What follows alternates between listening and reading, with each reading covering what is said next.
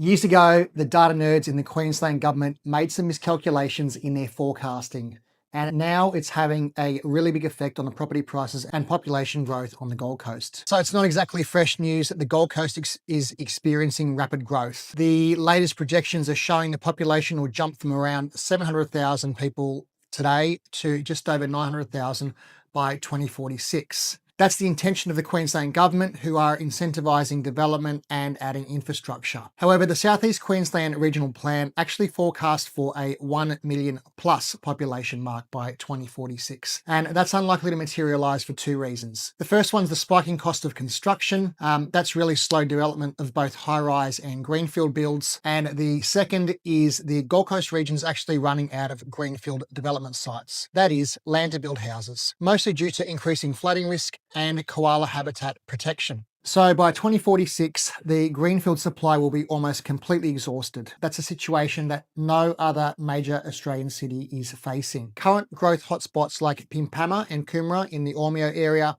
are being built out, though at lower housing densities than originally planned. And for larger scale housing development, that's about it. Adding additional housing, that is houses with a land component, will be added very slowly via infill. The remainder of housing will come via densification, that is building up rather than out. And we're going to be seeing more of this transformation along the coastal strip. So that's Surfers Paradise to Robina, and we'll also see density heading further north into Southport along the light rail corridor, and a rezoning of Chevron Islands. So you can expect that large sections of those areas will have absolutely no height limits.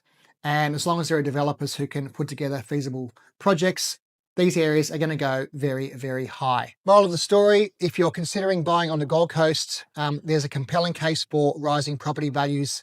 That is property with a land component especially, but you also want to be very, very thorough with your research because you've got increasing density, you've got flood, you've got bushfire areas to plan around. If you'd like more info on the population forecast for the Gold Coast, I've left a link in the comments, and I recommend following the researchers Informed Decisions and Michael Matusik, who offer great property insights, especially for Southeast Queensland.